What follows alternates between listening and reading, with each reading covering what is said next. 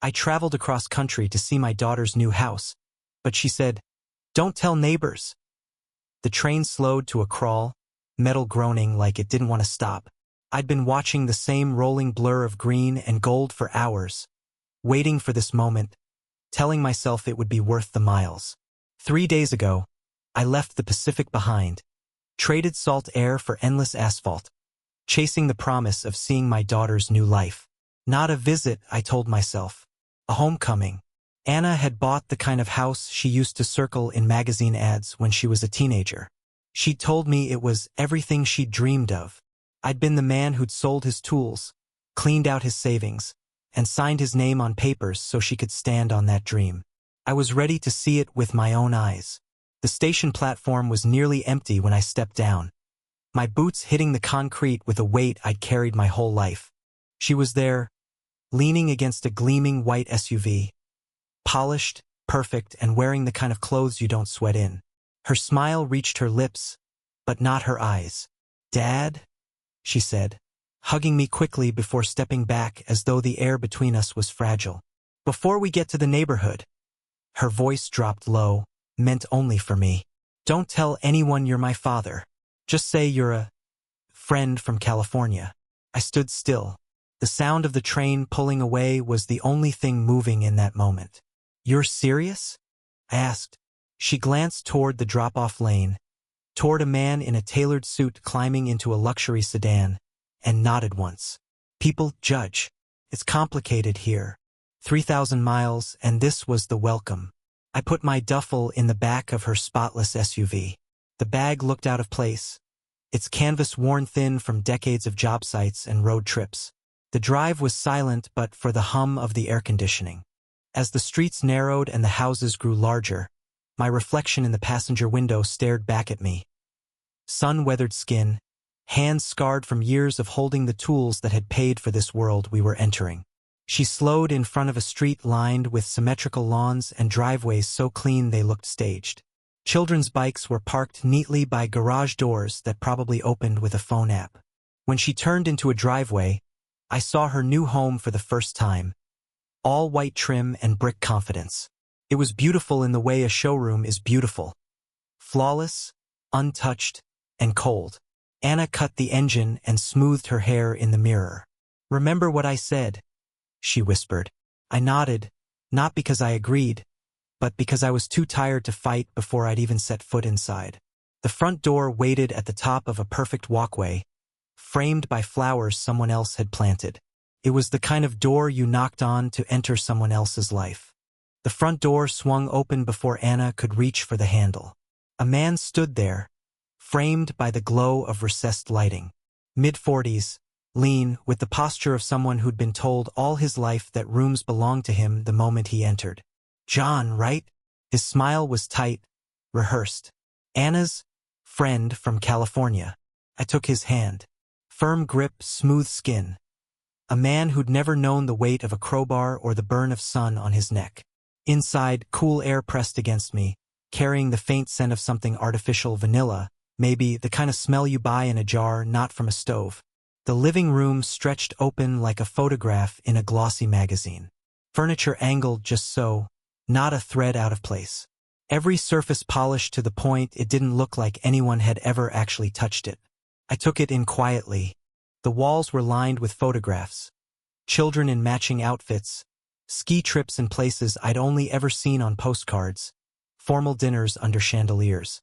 In picture after picture, I saw strangers smiling. Not one of them had my face. Anna's voice cut in, too bright, too practiced. "Let me show you the guest room."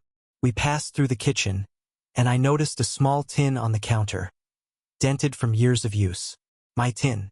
I'd mailed it last month, packed with oatmeal chocolate chip cookies just the way she used to love them. Anna's hand moved quickly, sliding it into a cabinet. "We're doing low carb," she murmured, eyes darting toward the man. Richard, I guessed. The guest room looked like it belonged in a boutique hotel. Crisp white bedding, matching lamps, a card on the nightstand that read welcome. It was spotless, and yet it had no history, no warmth.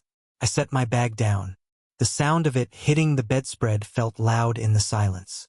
From the hallway, I could hear muffled conversation. Anna and Richard, low and urgent. I couldn't make out the words, only the tone, management.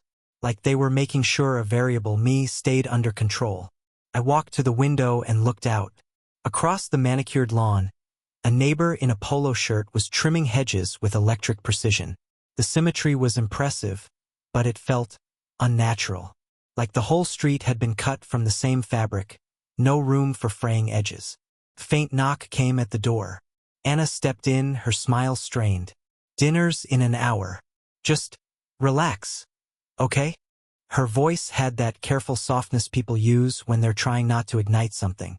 I nodded, but inside I felt the slow tightening of something else entirely.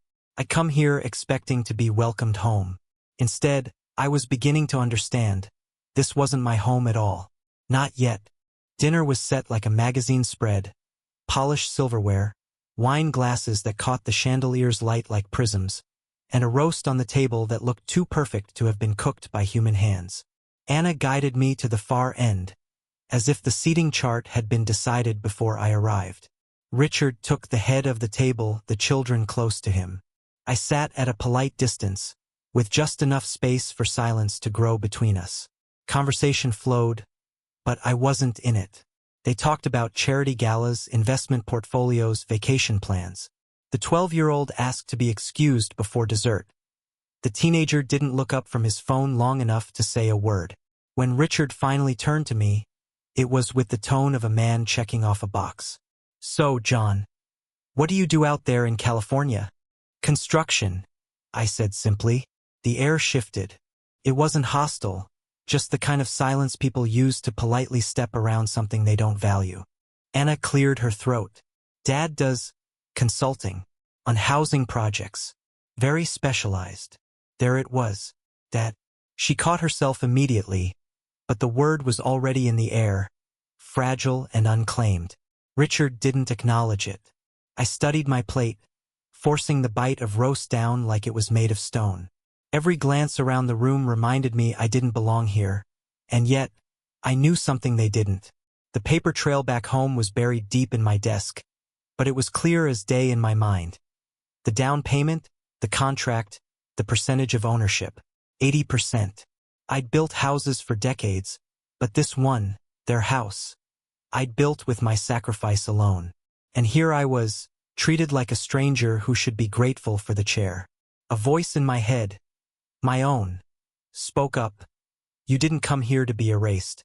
Halfway through dessert, the neighbor from earlier stopped by to drop off a borrowed dish. He stood at the door chatting with Richard, eyes flicking toward me. "Friend of the family," Richard said smoothly. Something in me shifted then. Not anger, not quite, but the steady, cold awareness of a man remembering exactly what foundation he's standing on. After the dishes were cleared, the family drifted into their routines. Richard's phone calls, Anna's emails, the kids upstairs. I wandered quietly through rooms I'd paid for. My boots echoed off hardwood, and in that sound, I heard something I hadn't felt since arriving: ownership. In the hallway, I passed a framed photograph, the whole family, smiling in front of this very house. The caption read, "Our dream home." I stopped. No one in that picture had my face. But without me, that house wouldn't exist. And for the first time since stepping through the door, I knew this visit wasn't going to end the way Anna expected. The house fell into its evening rhythm. Television murmuring faintly in the den, the soft whir of the dishwasher. Richard's voice clipped and efficient in his home office.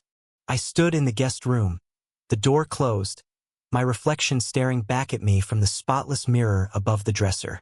My shirt was wrinkled, my face worn from the road, my hands calloused and scarred. Hands that had held up beams, laid foundations, and once, 3 years ago, signed a contract that made this place possible. I sat on the edge of the bed and pulled my wallet from my back pocket. The leather was cracked, corners curling, the kind of wallet that had lived in the same jeans for decades.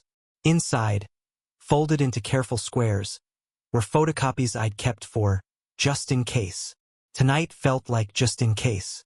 80% ownership. My name in bold on the deed. Down payment receipts. Bank withdrawals. the sales slip for the tools I'd parted with to make her dream happen. I looked at them the way a man inspects a blueprint before pouring concrete, seeing not just what's there, but what it means. A floorboard creaked in the hallway. Instinctively, I slid the papers back inside, tucking the wallet under my thigh. Anna's voice floated through the door, bright but thin. "Dad? You all right in there?" "Yeah," I said, "just getting settled." She hesitated. "We're going to the neighbors tomorrow night. Casual thing. I'd like you to come. And maybe wear something neutral." The word landed sharp. Neutral, like I was a paint color that clashed with the room. When she was gone, I stayed sitting, the papers pressing against my leg like a heartbeat. Later, when the house slept, I moved quietly through it. The kitchen was dim, moonlight spilling across marble counters. I opened a drawer, then another, following the neat order of Anna's world. In the laundry room, between detergent bottles, sat a labeled box. Important documents. I took it down. Inside were mortgage statements, insurance papers, and another copy of the original contract. Mine. The same details. The same truth. For a moment, I just stood there. The low hum of the refrigerator filling the silence, my breath steady. I wasn't here to take something from them, but I realized now I wasn't here to be erased either. Back in the guest room, I lined every piece of proof across the bedspread like a carpenter laying out his tools. There was no rush. This wasn't a hammer and nails job. It was the slow, deliberate work of making sure the structure could bear the weight of what came next. Tomorrow night, I'd put on whatever shirt Anna handed me. I'd shake hands, nod politely, and let them believe I was just visiting from California. But inside, I'd be measuring the load-bearing walls. And I knew which one I was going to knock down first. The neighbor's backyard glowed under strings of warm lights, the air heavy with the scent of grilled steak and expensive wine. People stood in small, polished circles, their laughter practiced, their stories smooth. Anna had pressed one of Richard's shirts into my hands earlier, crisp, faintly smelling of starch. "It'll help you fit in," she'd said. I wore it now, feeling the fabric pull against my shoulders like it knew it didn't belong there. Introductions were quick, polite. I was John, a friend from California, and I played the role. I talked about weather, nodded through investment chatter, even smiled when someone joked about contractors being impossible to pin down. But every word, every glance, scraped against the truth I carried in my wallet. Halfway through the night, Richard was holding court, explaining some legal strategy to a tech entrepreneur. Anna stood nearby, her party smile locked in place, scanning the crowd like she was guarding a secret that might slip loose at any second. Then it happened. A woman in pearls, wine glass poised midair, turned to me and asked, "So John, how do you know the happy couple?" Anna's hand twitched around her glass. She began. "I'm her father," I said. The hum of conversation seemed to dip, just for a beat. Anna laughed, too quickly. "He's joking. He's a family friend from California." I finished for her. "Where I sold half my life's work to put 80% down on the house you all keep complimenting." Silence spread, like a crack running across glass. Richard stepped in, voice calm but tight. "John, this isn't the time." "This is exactly the time," I said, my voice steady, not raised, but carrying through the backyard. "I've listened to stories about vacation homes and stock options, but no one's heard the one about the man who built the foundation for all this." I reached into my pocket, unfolded the paper, and held it out like an exhibit in court. My name right there, primary owner, 80% stake. Without me, that house is just an idea on a mortgage application. Anna's face was pale. Her lips parted like she wanted to speak, but couldn't find the words. The pearls woman shifted uncomfortably. Someone coughed. Somewhere the grill hissed. "This isn't about embarrassing anyone," I said, softer now. "It's about not erasing the people who lift you high enough to stand where you are. You asked me to hide who I am, but I won't shrink so you can fit in." I let the paper fall to the patio table between us. Richard stared at it, jaw tight, but didn't touch it. Anna finally spoke, her voice raw. "Dad, please." For a moment, I almost stepped back, almost let it go. But then I remembered every photo without my face, every introduction swallowed before the word father, every quiet removal from her story, and I knew the foundation had to be exposed before anything could be rebuilt. The party didn't end so much as dissolve. Conversations shrank into murmurs, the way people talk when they're deciding what not to say. The air felt cooler, the laughter thinner. Richard collected the papers from the table like they might stain the wood if left too long. He didn't look at me as he folded them. Anna lingered in the glow of the string lights, her shoulders drawn tight. For the first time all evening, she wasn't scanning the crowd. She was looking at me. When we walked back to her house, it was without words. The night air smelled faintly of cut grass and charred meat, but under it was something heavier, the scent of a door closing and another creaking open. Inside, the children had gone to bed. The house was silent except for the steady tick of a clock in the hall. Anna stood in the kitchen, her fingers pressed into the cool marble of the island. "You could have destroyed everything tonight," she said. I shook my head. "No, I just tore up the floorboards so we could see what's underneath." She let out a breath, ragged and uneven. "You don't know what it's like here, how fast people decide who you are, how hard it is to belong." "I do know," I said. "I've been judged my whole life. I just never traded the truth for an invitation." Her eyes glistened, but no tears fell. For a long time, neither of us spoke. Finally, I set the papers on the counter between us. "I'm not taking the house. I'm not selling it. But it's not yours, not yet. I'm putting it in a trust for your son. He'll get it when he's old enough to understand what it means to own something you didn't just buy." Anna's mouth parted, but whatever words she had dissolved before they reached me. "I want him to know," I continued, "that a foundation isn't just concrete. It's sacrifice. It's showing up. It's standing in a room where you're not wanted and not leaving anyway." She looked at me then, really looked, the way she used to when she was little and trying to memorize my face before school drop-off. "Why?"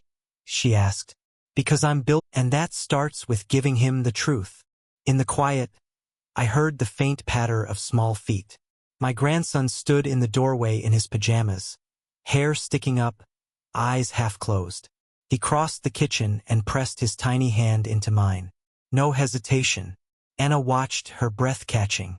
I crouched down to meet his eyes. "Hey, buddy," I whispered. "Grandpa," he said, clear as if the word had been waiting. It wasn't loud, but it was enough. More than enough. By the time I left the next morning, the papers were still on the counter, and the photo of me and Anna at the lake, the one I'd carried in my wallet for decades, was propped beside them. Foundations shift slowly, but they hold. Our 3